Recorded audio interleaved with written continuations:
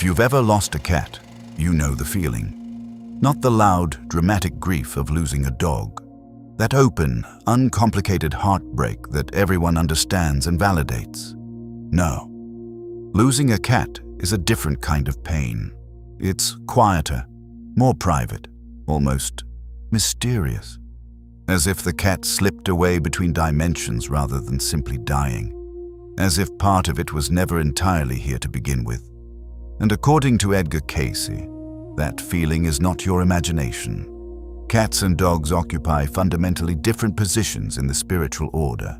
They have different kinds of souls. They relate to their humans differently, not just in life, but in death and beyond. And what happens to your cat after it takes its last breath is so different from what happens to a dog that understanding this distinction might change how you grieve, how you remember them, and how you interpret the signs they send you from the other side. Because yes, according to the Cayce readings, they do come back, both cats and dogs. But they come back in different ways, for different reasons, through different dimensions. What Edgar Cayce revealed about the spiritual nature of cats will change how you understand everything you felt when you lost one, why they're different from every other domesticated animal, and what happens to that enigmatic, unforgettable presence after it leaves the body curled at the foot of your bed. If you've ever looked into a cat's eyes and felt that something ancient was looking back, this video will explain why. Chapter 1. The question no one dares answer. Before we can understand what happens to cats after death, we need to address the question that has haunted pet owners for centuries. Do animals have souls at all? The mainstream religious answer for most of Western history has been no. Animals are biological machines. They don't have immortal souls. They don't go to heaven. When they die, they simply cease to exist. Edgar Cayce demolished that idea. In his readings, Cayce described how spirit pushed into matter and became everything we see in the three-dimensional world: the mineral kingdom, the vegetable kingdom, and the animal kingdom. This wasn't a casual aside. It was a foundational principle. Animals are not soulless mechanisms. They are expressions of spirit in physical form, just as humans are. The difference is not whether they have a spiritual nature, but what kind of spiritual nature they possess. And this is where it gets fascinating.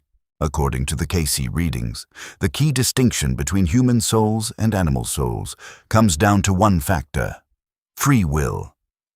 Reading 909-1 states, "The will is that factor which makes man different from the rest of the animal kingdom." Another reading puts it even more starkly: "Man alone is given that birthright of free will. He alone may defy his God." Humans have individual souls with free will, the ability to choose, to rebel, to create, to destroy, to grow in any direction they want. Animals operate through what Cayce and other metaphysical thinkers called the group mind, an instinctive, collective intelligence that keeps them in harmony with natural law. This sounds like a limitation, but Cayce suggested it's actually a kind of grace. Animals are always in accord with the creative forces. They can't sin, they can't fall from grace, they can't make the catastrophic moral choices that humans make. They exist in a state of natural alignment with the divine that humans spend their entire spiritual evolution trying to recover. Now, here's the part that most people miss, and it's the part that changes everything. Cayce also revealed that animals living closely with humans begin to develop something beyond the group mind.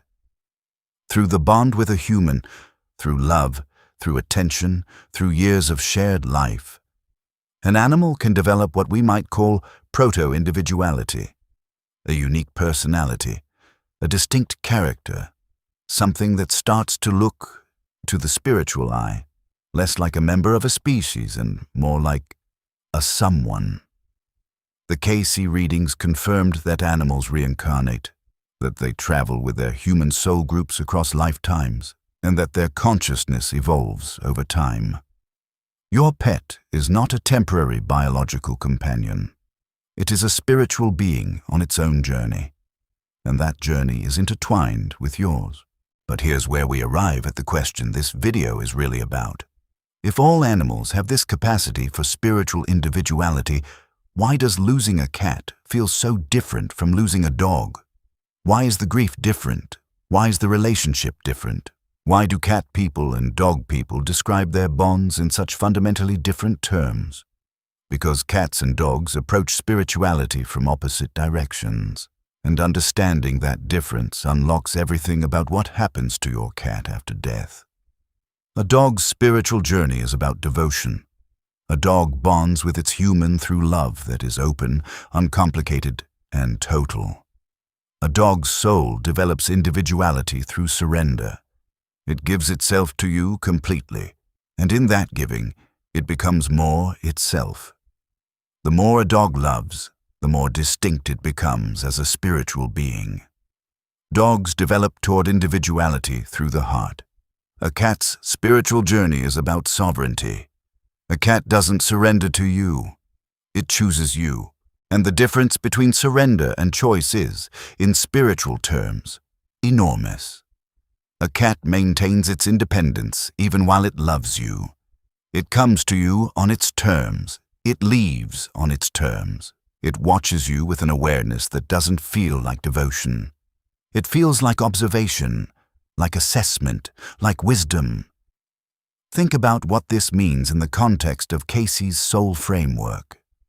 Remember, the human soul is made of spirit, mind, and will. Dogs are strongest in spirit, that pure, unconditional love energy.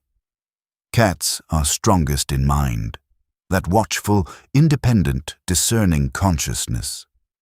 A cat arrives in your life with a pre-existing sense of self. That independent, I am my own being quality that every cat owner recognizes isn't learned behavior. It's a spiritual characteristic. A dog grows its individuality through your relationship. A cat brings its individuality to your relationship. The cat was already a someone before it ever met you, and this is precisely why losing a cat feels the way it does.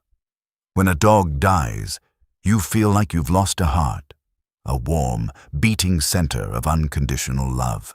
When a cat dies, you feel like you've lost a mind, a presence, an intelligence that was quietly, independently, mysteriously observing your life from its perch on the windowsill. And what happens to that intelligence after death is unlike anything else in the animal kingdom. Chapter 2. The Other Path. When most animals die, their soul energy returns to the group mind of their species. The individuality they developed through their relationship with a human doesn't vanish entirely. It enriches the collective, like a drop of color in water. But it does merge. It dissolves back into the whole. Cats don't do this. Or rather, they don't do it the same way. And they don't do it as quickly. When a cat dies, the process of returning to the group mind is incomplete, because there is more individuality to persist. More of a someone that resists dissolving. That sovereign, watchful, I am my own being quality doesn't evaporate just because the body stops working. It continues in a form that your rational mind may struggle with, but that your heart already knows is real. To understand why, we need to talk about something that the ancient world understood and that modern science is only beginning to suspect. Cats exist on the boundary between dimensions. Every ancient civilization that spent serious time studying the spiritual nature of animals came to the same conclusion about cats. The Egyptians didn't worship them because they were cute. They recognized cats as beings that could perceive the spiritual world while simultaneously inhabiting the physical one. The cat sitting on your windowsill, staring at nothing. The Egyptians would have said it's staring at something. Something you can't see. A presence, an energy, a being from another dimension passing through your living room. Cayce's readings described how the universe is organized in layers: physical, astral, mental, spiritual, each interpenetrating the others. Most animals are firmly rooted in the physical dimension. Their awareness doesn't extend much beyond their immediate sensory environment. Cats operate differently. Their awareness naturally extends into what Cayce called the astral plane, the dimension of emotions, dreams, and discarnate spirits. This is why cats react to things that aren't there, why they hiss at empty corners, why they suddenly stare, with dilated pupils and flattened ears, at a spot in the room where you can see nothing but where someone sensitive to energy might feel a distinct presence. They're not hallucinating, they're perceiving. And this multi-dimensional awareness doesn't stop at death. When a cat crosses over, it doesn't have to learn to navigate the astral plane the way a newly deceased human might. It's been navigating that plane its entire life. Death, for a cat, is less of a transition and more of a shift in emphasis. From primarily physical, with astral awareness, to primarily astral, with the ability to reach back into the physical. Think about what this means. For a dog, death is a journey into unfamiliar territory. The dog has lived its entire life in the physical dimension, focused on physical love, physical presence, physical closeness. Crossing over requires adjustment, adaptation, learning to exist in a new form. For a cat, death is coming home. The astral dimension, the realm of spirits, of dreams, of invisible energies, is a place the cat has been visiting its entire life. Every time it sat motionless and stared at something invisible. Every time it tracked a presence across the ceiling with those enormous eyes. Every time it hissed at an empty doorway.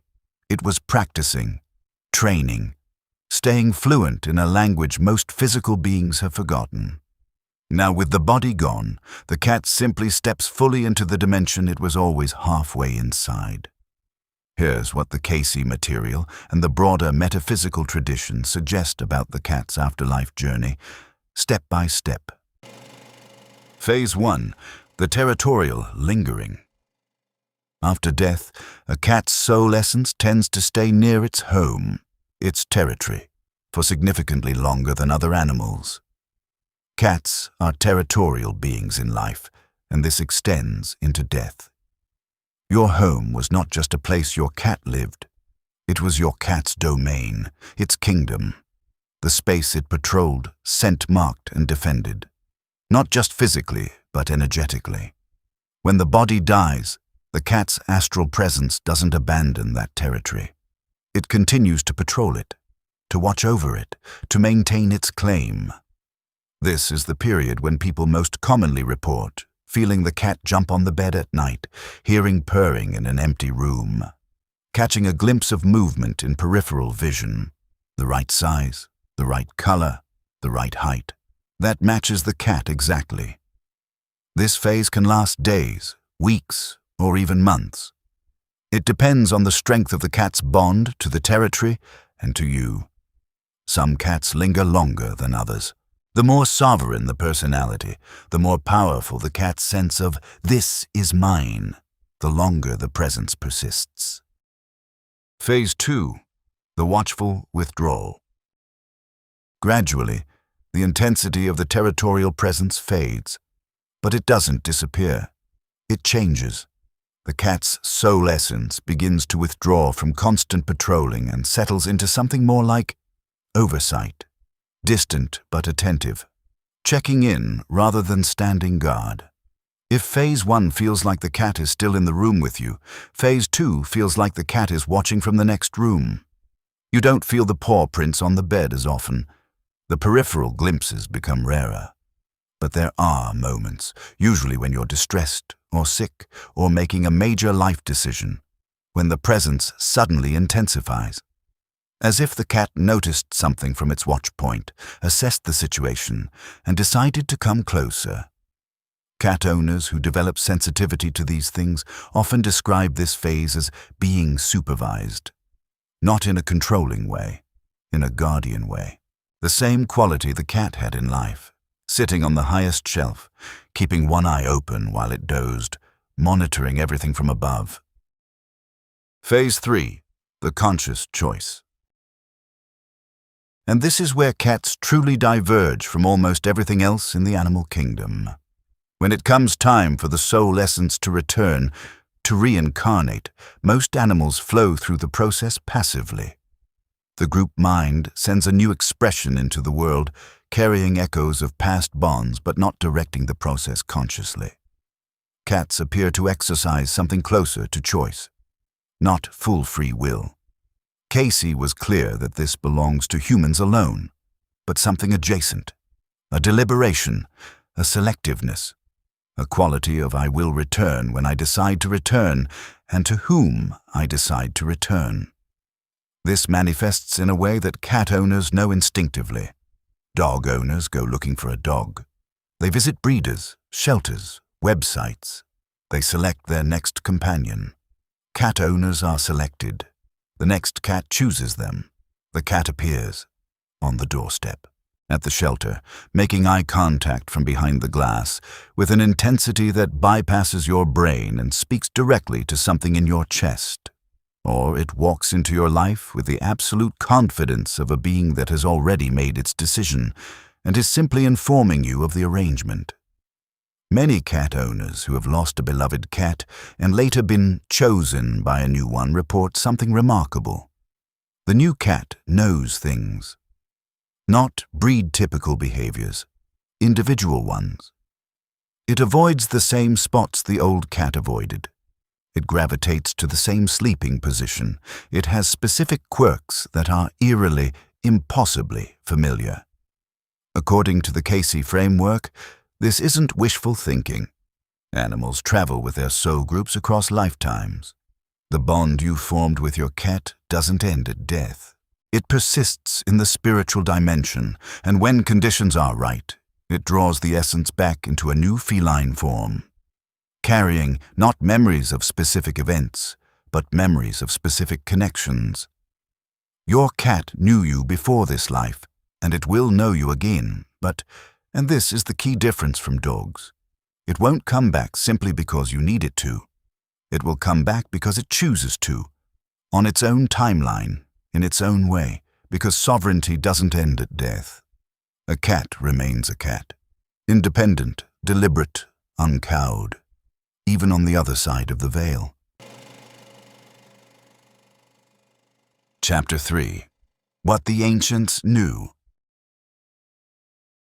I want to pause here and zoom out for a moment, because everything I've just described, the multidimensional awareness, the territorial persistence after death, the deliberate reincarnation, isn't a modern invention.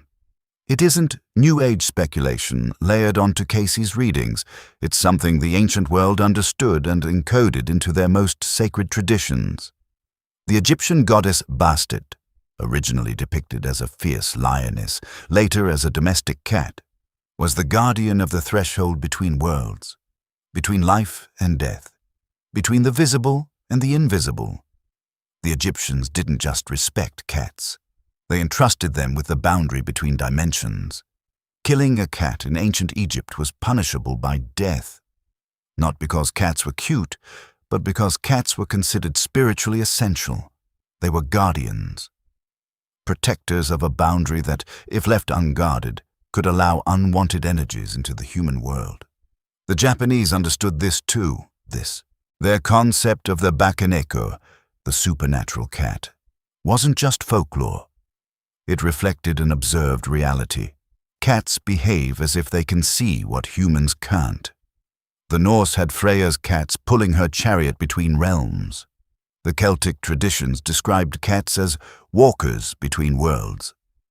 Every culture that paid close attention to cats arrived at the same conclusion. These creatures are not fully of this world. They have one paw in the physical dimension and one paw somewhere else. Cayce's readings describe how animal souls evolve across incarnations, progressing from wild power to domestic intimacy.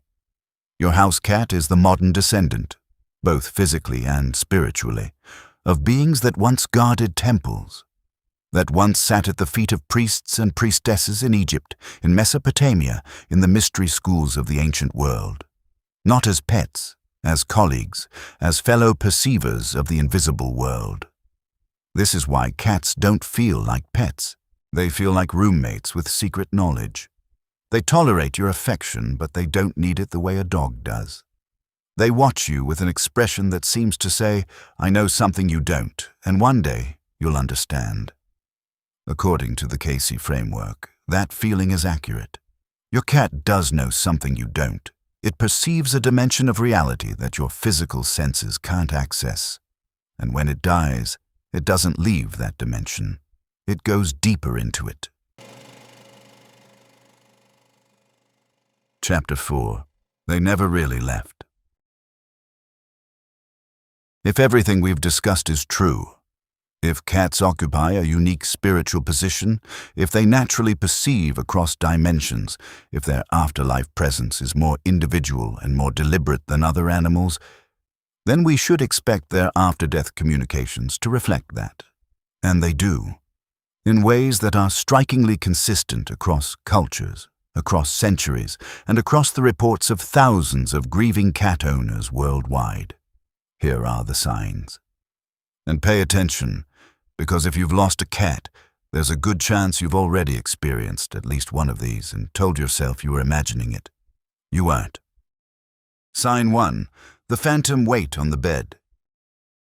This is by far the most commonly reported experience. You're lying in bed, usually at night, usually in the quiet space between waking and sleeping, and you feel it. The distinct sensation of a small animal jumping onto the bed. The weight, the paw prints walking across the mattress. The familiar pressure settling into the exact spot. The exact spot where your cat always slept. You look. Nothing is there. This is the territorial presence we discussed. The cat's soul essence continuing to claim its space, continuing its nightly ritual, uninterrupted by something as minor as physical death. If this has happened to you, type "I felt it" in the comments right now. You're not crazy, you're not imagining it, and you are not alone. Sign 2. The peripheral vision flash. You catch movement in the corner of your eye. A blur of the right size, the right color, moving at the right height, in the right direction. You turn to look. Nothing. This happens in the home, usually in areas the cat frequented.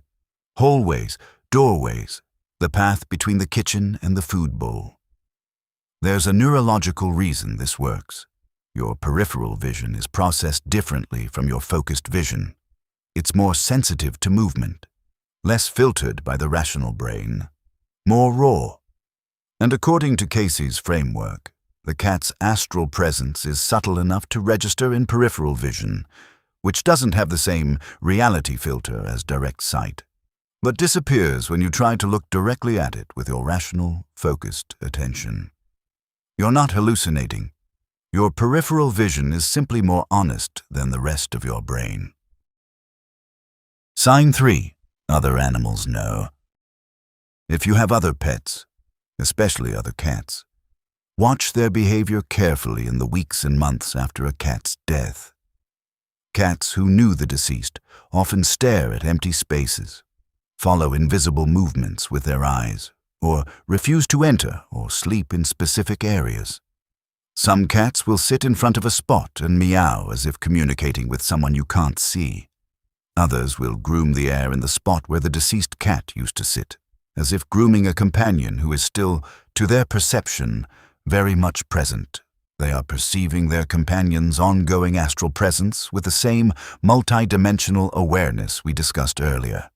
Your other cat can see what you can't, and its behavior is the most reliable confirmation that the departed cat's presence is not your imagination. Sign 4. The dream that doesn't feel like a dream. Remember the reality test from our dreams video. The 3 criteria: hyper-reality, coherent message, sacred afterglow. They apply here with a specific feline twist. When a deceased cat appears in a dream, It rarely shows up for simple comfort. A dog might appear in a dream and run toward you, tail wagging, radiating pure love. That's a dog visit. Warm, simple, emotional. A cat visit is different. The cat appears and looks at you, makes sustained, deliberate eye contact, and transmits something specific. Not just, "I love you," but "pay attention to this," or "something is coming," or "you're making a mistake," or simply, "I'm still here, watching as I always watched." The communication is compressed, a lot of meaning packed into a single look. And the emotional afterglow is not the tearful warmth of a dog visit, but something cooler, calmer, more like reassurance than reunion. More like a status report from a guardian than a love letter from a friend. You wake up from a cat visitation dream not crying, but knowing. Quiet certainty rather than emotional overflow. That's the feline signature, and it persists across the veil. Sign 5. The inexplicable scent. You smell your cat. Not a cat. Your cat. That specific combination of fur and warmth and the distinct scent they carried. It appears in a room where there is no logical source, often at moments when you are distressed, making a difficult decision, or thinking about them with particular intensity. Cayce taught that thought creates reality in the spiritual dimension, and scent is one of the most powerful carriers of emotional memory. A deceased cat, operating from the astral plane, can project a thought form that your olfactory system translates as their specific scent. It's their way of saying, "I'm here, I know what you're going through, you're not alone." Sign 6. The 3 a.m. alert. This one is less discussed but remarkably consistent. In the weeks and months after a cat's death, the owner wakes up at a specific time, often between 3 and 4 a.m., for no apparent reason. Fully alert, not groggy, and with the unmistakable feeling that something woke them up deliberately. In many spiritual traditions, 3 a.m. is considered the thin hour, the time when the veil between dimensions is at its thinnest. Cayce himself described the hours between 2 and 4 a.m. as the period when the imaginative forces of the body are most receptive to impressions from the spiritual plane.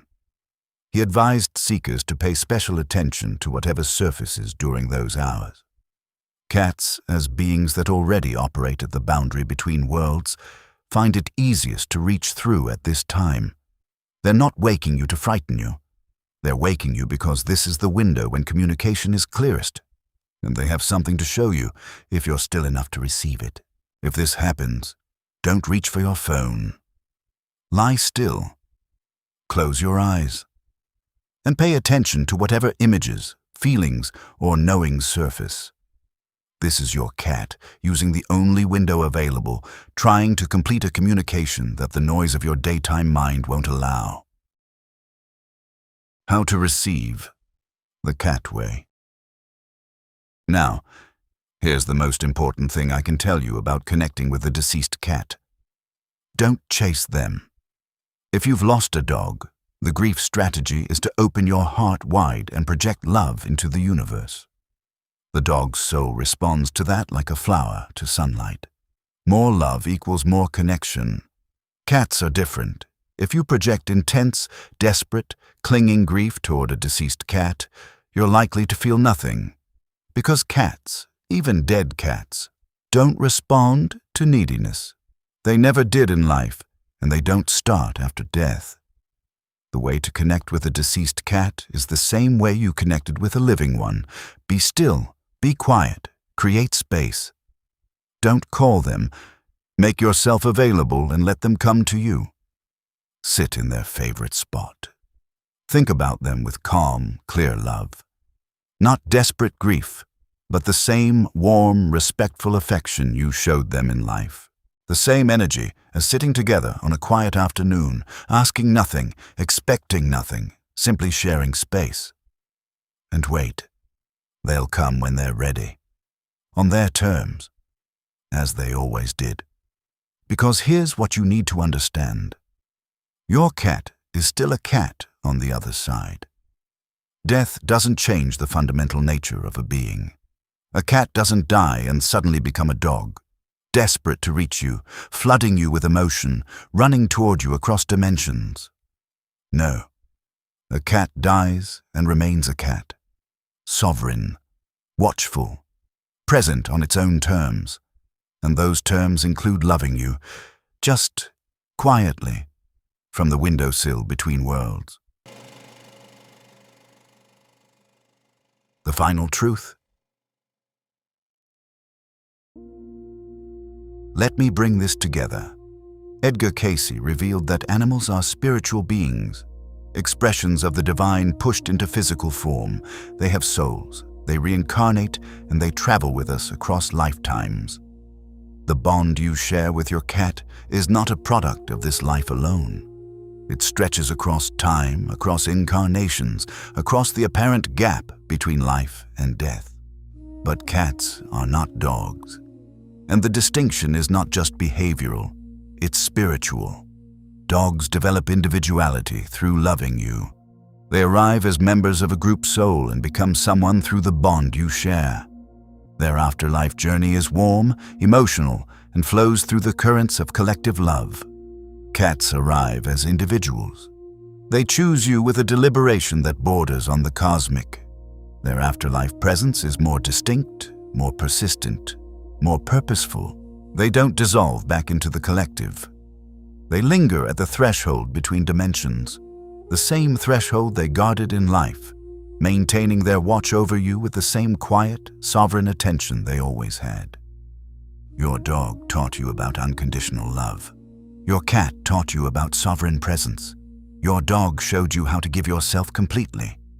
Your cat showed you how to be completely yourself. And when your cat died, it didn't leave. It shifted from the physical side of the threshold to the astral side. But it's still at the threshold, still watching, still guarding, still yours, in the only way a cat is ever anyone's, by choice. If your cat has contacted you from the other side, leave one word in the comments that describes how it felt. One word. You'll know which word is yours. And if you're watching this with a living cat beside you, curled up and half asleep, eyes narrowed to slits, apparently paying no attention to anything at all, look again.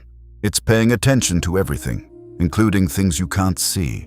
That's what it was made for. To guard the threshold, to watch over you, to exist exactly where the visible world ends and something larger begins. And death, for a creature that was never entirely of this world, changes very little about that arrangement.